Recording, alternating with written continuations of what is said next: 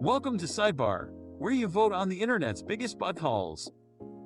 Am I the butthole for holding my stepsister's mother's ashes until she returns my dog to me? I, 20F, was temporarily living with my mother, stepfather, and stepsister. Me and stepsister were never close. She hates me and my mother, thinking that my mother stole her father away after her own mother passed. It has been that way for 4 years already, and while she is in slightly better terms with my mother, she still constantly tries to disturb me because I am not as tolerant as my mother. As for my stepfather, he is quite okay, but he would pretend to ignore me in front of my stepsister sometimes because she would throw a fuss about it. I was supposed to move to a rather far place to work and study. My father arranged for me to move in after renovations are done, bringing my dog with me. When I first brought my dog to my mother's a few months ago, my stepsister seemingly fell in love with him. At first it was just me taking care of him.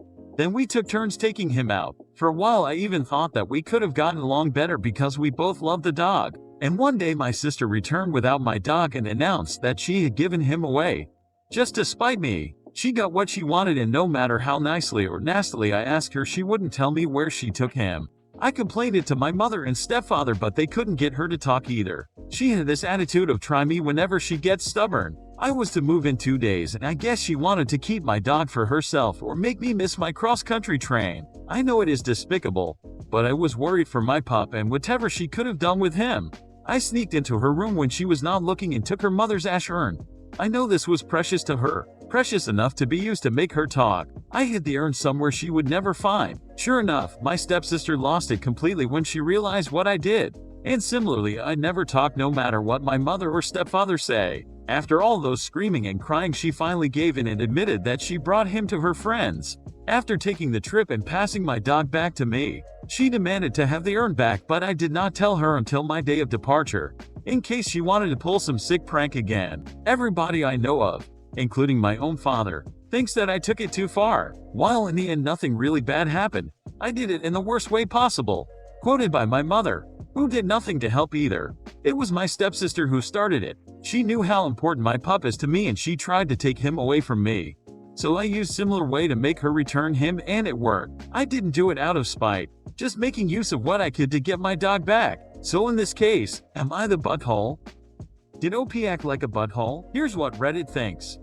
Not the butthole. Play stupid games, win stupid prizes. She did this to herself, and shame on her for bringing an innocent animal into her personal feud. The reason others don't get it is because they don't have a bond with the dog as you do. They just see it as another dog.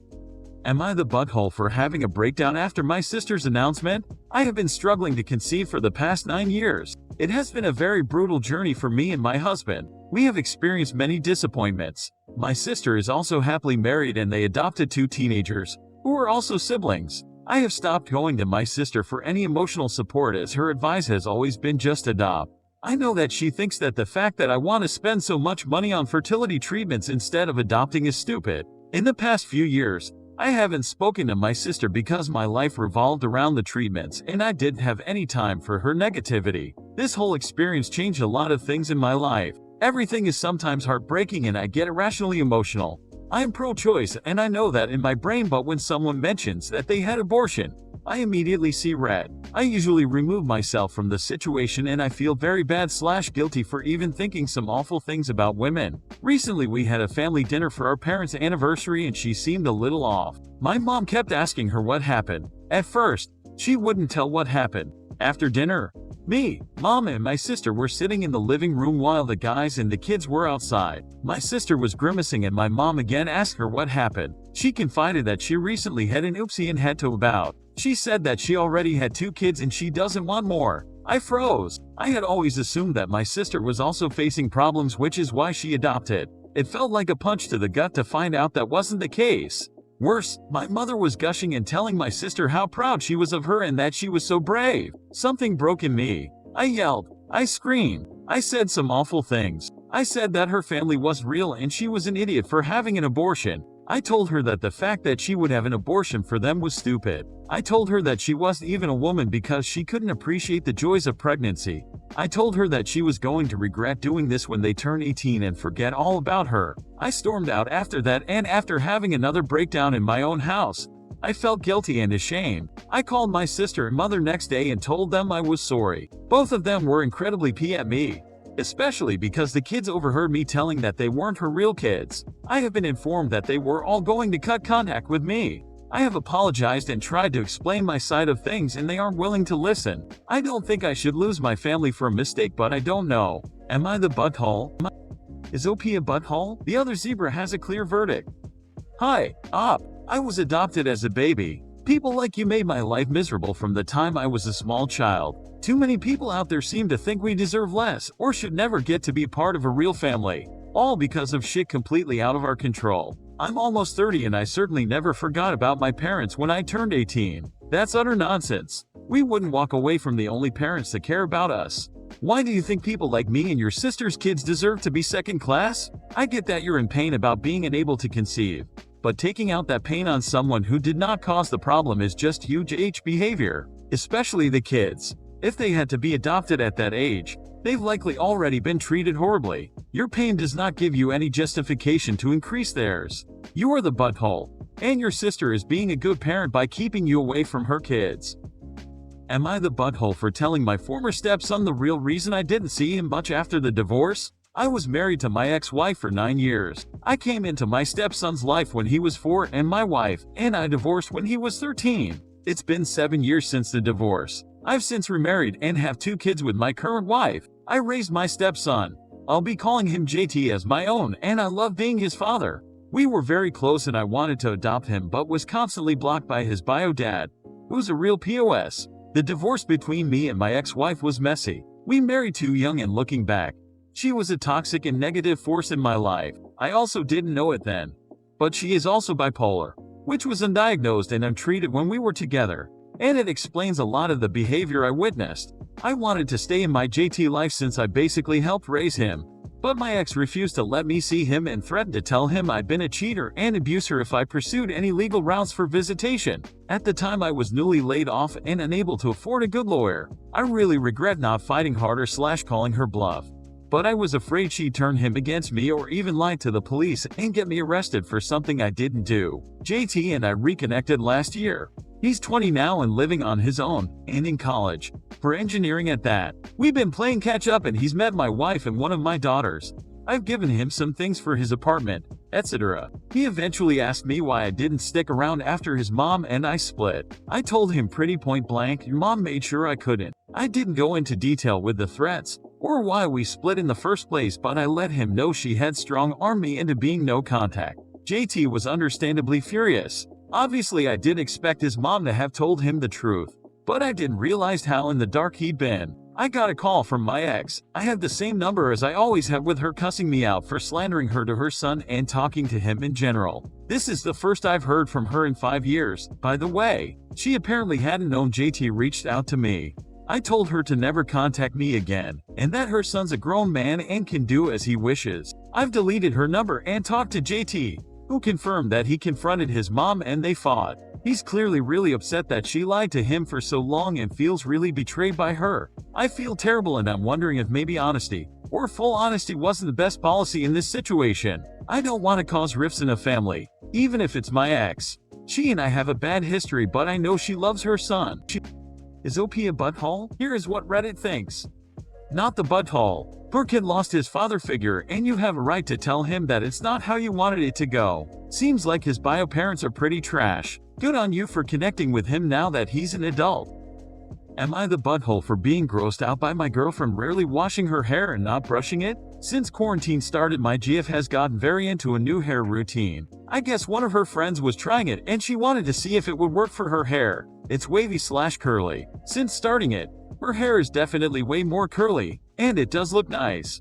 However, as we were talking about it, she mentioned that she only washes her hair every 3-4 days, and I tried not to say anything, but I definitely had a shocked look on my face. So when she asked what was wrong, I said I thought that was unhygienic. She said it's healthier for it and said it's not a big deal because it's not like her hair smells or anything, which of course it's not going to smell bad when you're loading it up with a bunch of hair products every day. On top of this, I realized yesterday she doesn't even brush her hair anymore. She was cooking and I came up and rubbed her back a bit and my fingers ran through her hair a bit. She said oh and pulled back a bit and asked if I'd please be careful since it hurts when her hair is tucked on like that. I said sure. Fine. Don't want to cause her pain, but I was also like, what do you do when you need to brush it then?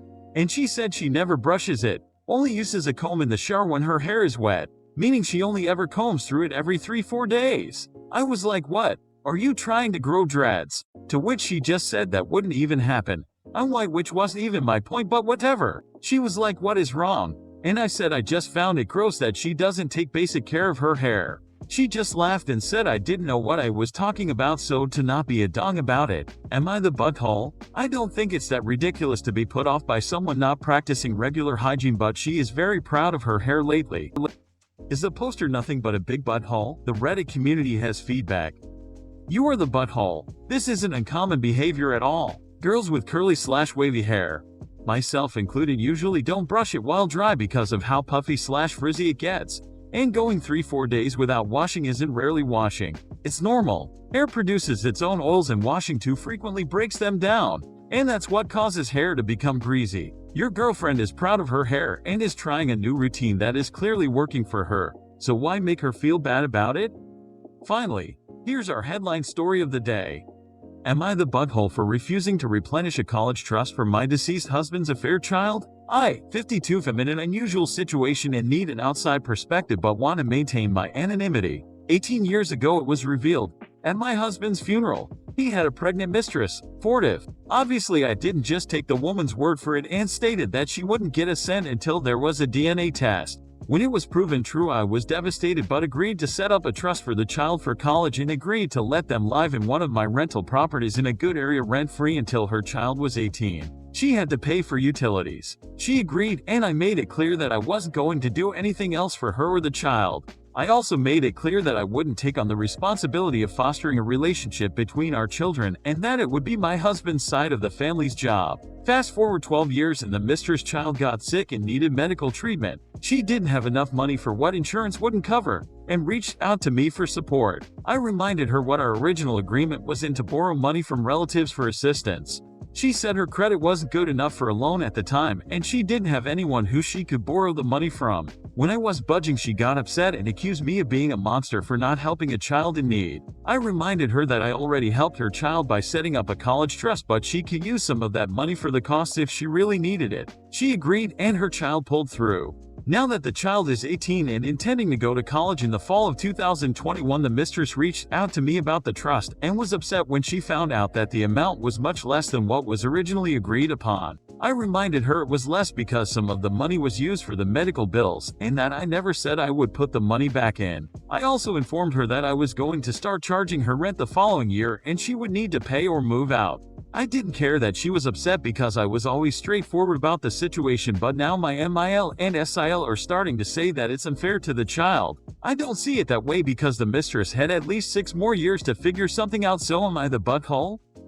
Is the poster a butthole or not? Reddit says, not the butthole. Blows my mind how much family members love to say it's unfair when they're not willing to lift a finger to help. Every time anyone mentions it to you from now on, you're more related to her than I am. You pay. Literally just repeat yourself. Expected to pay for the mistress's kids' college. Unbelievable. Now it's your time to vote on the buttholeness of the headline story. Is the poster a butthole? Let us hear your thoughts. Go to the pinned comment under this video. Please hit the thumbs up on the reply of YDA. You are the butthole if you think the OP could have been nicer. Or press thumbs up on the reply saying NTA. Not the butthole if you are on the same side as OP. Feel free to leave your opinion and reason why you voted for the option you did in the comments section. And join the discussion. For more buttholes, subscribe to Sidebar.